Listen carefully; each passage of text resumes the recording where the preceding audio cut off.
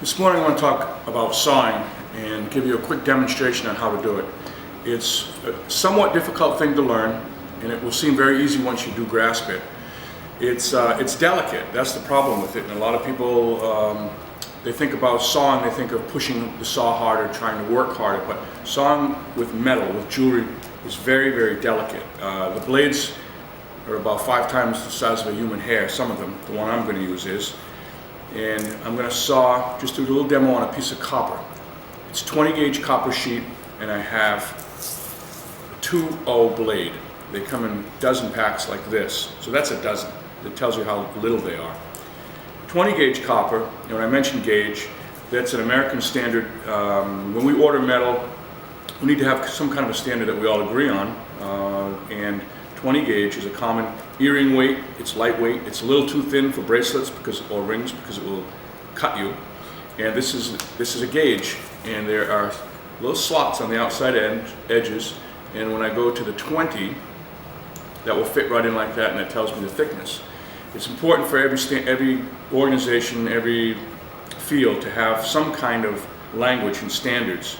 In this case, it's talking about the thickness of metal is the gauge, and the blade numbers have numbers as well. That you can get all that on information online, and again at Rio Grande in New Mexico, which is a great company I use. This copper is dead soft, makes it a little easier to saw. And first thing I do with my metal is clean it. And I have some sponge sandpaper. This is ultra fine, which I really like because of the finish that this sandpaper gives, or this sponge sandpaper gives, is fine enough that my polisher, if I want to polish it, will remove that finish. It doesn't scratch it up a lot. And it will reveal any scratches that I might have in my metal that the tarnish has been hiding. I also just like a clean slate. I have a Sharpie marker, and I have a little bit of burr life. This is what's left of a nice little chunk of burr life, which I use to run my blade through once in a while. It's good for burrs, it's good for drill bits, and a lot of different things. And you can see I've used it up. I use it by running my blade through it quickly, just one shot, and as the blade heats up, it lubricates the blade and makes sawing a lot easier. So first thing I'm going to do is put my blade in my saw frame. And I usually wear my glasses for this, not so much for safety as just to help me see. These blades are so small. Although a lot of jewelers do prescribe wearing safety glasses when you're sawing, because these do pop and break every once in a while. Now, the whole premise of the saw blade and the saw frame is that this saw frame is flexible. And when I attach it, I'm going to attach the blade to the top between the little plate of metal here and the saw frame using this wing nut and line it up perfectly for the bottom wing nut. Now there's a little space that's adjustable by this back wing nut. I have a little bit of leeway that I can squeeze this together, holding it, tighten the bottom wing nut. When that pulls tight, it's pulling this blade very, very tight, much like a guitar string, and that allows me to saw a lot easier than if I had a loose blade. Now the method that people usually use, jewelers usually use, this is the method I use, is I use my bench pin as a third hand, and I'm going to use it to hold that right like that against my ribs, and I'm going to open that up and put the blade right in the top like I suggest, and have it lined right up with the bottom wing nut. Then I'm going to push using my chest, just push that, and it's about 1/4 of an inch I'm pushing in, hold it, and tighten that bottom wing nut. I'm double checking to make sure the teeth are pointing in the right direction, because I want the teeth pointing down as I'm sawing the metal on the bench pin. Now there's a pretty good way to check if it's tight enough, and I usually pluck it to the side. And I should have a musical sounding note like that. Students have told me it's a C. I have no idea. If it's too loose, it's got kind of a twang to it. I'm going to retighten it.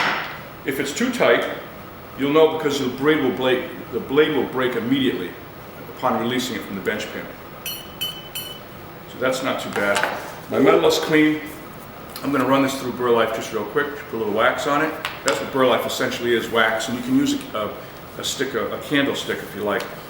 I can take a fine tip Sharpie marker, and I can draw whatever I want on this piece of metal. In this case, I'm going to draw a line that gives me a few samples of just exactly what this saw blade can do. And it's just a couple of hairpin sharp turns, straight lines, and curves. The curves aren't too difficult to manage, but the sharp hairpin turns are very difficult, and I'll see if I can explain that. When I'm sawing, I try to saw with the metal held right in the V of the bench pin, or right on the very edge. And I'm going to move the camera in a moment so that I'm just looking right down on top of the bench pin so you can see a little closer what I'm doing. But it's important to note before I get going that many things will break a blade as you're sawing, and generally I tell students that you're going to break a dozen blades before you really learn and master how to saw. And there are always those people who just take to it naturally.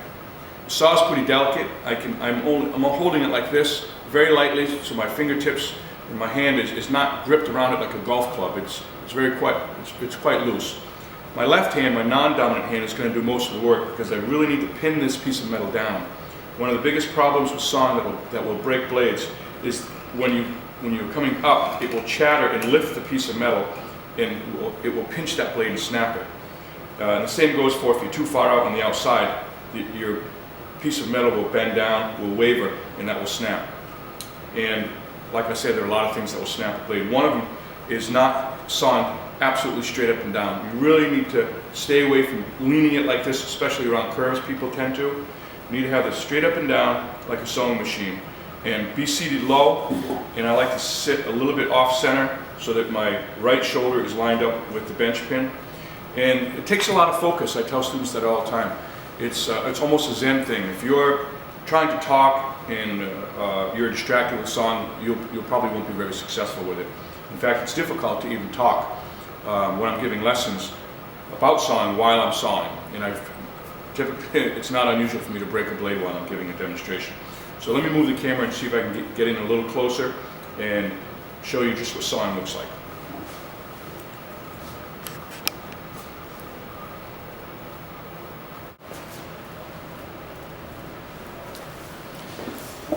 Now, this piece of copper, I've just drawn a little bit, like I said, a little squiggly line and some straight lines with a Sharpie marker.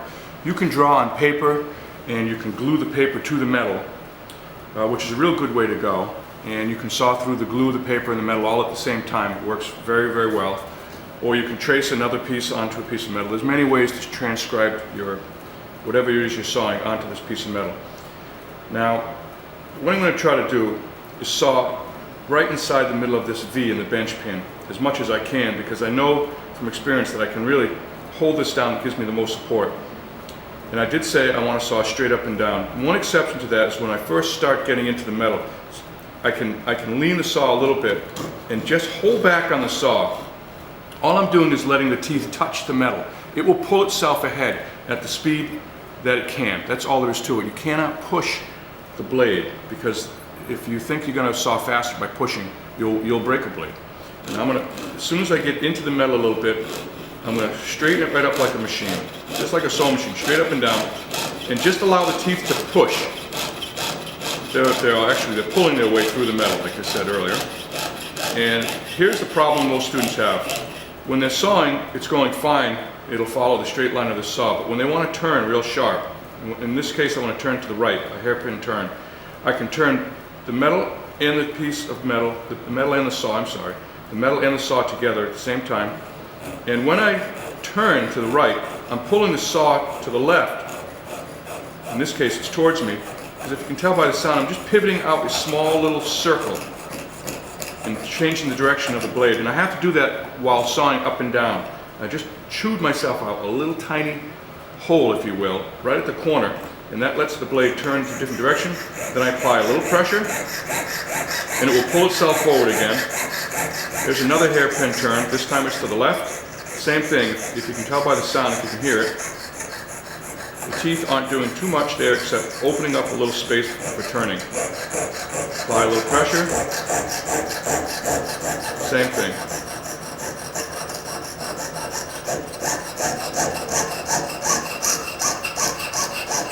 The turns, I want to keep sawing. It turns on the downstroke, and it's a little bit of a rhythm that you'll feel.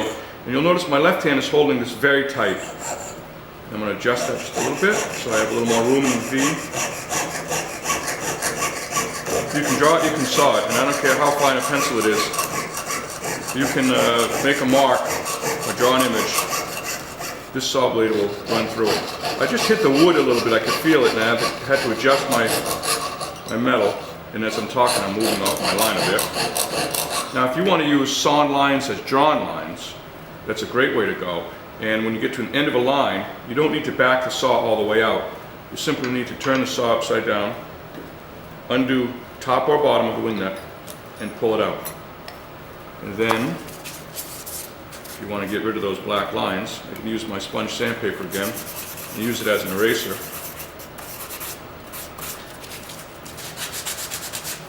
And clean that up. Now, as I go along with further demonstrations, I'll start with the sawing and follow it through with a finished piece. But for now, I just wanted to give a quick demonstration again for my students so that if they missed it in class or if they just need a little bit of a refresher, they can check this video out on YouTube.